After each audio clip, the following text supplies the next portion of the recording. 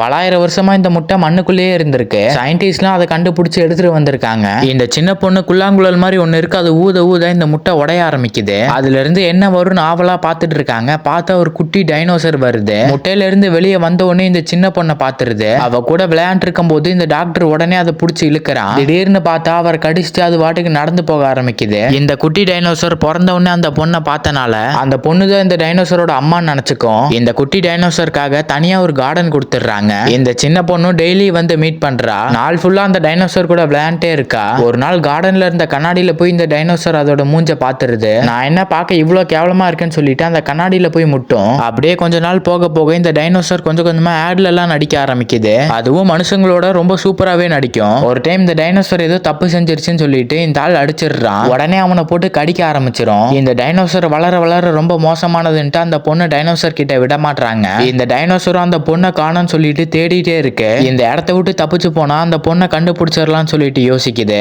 அந்த பொண்ணு கட்டி விட்ட கை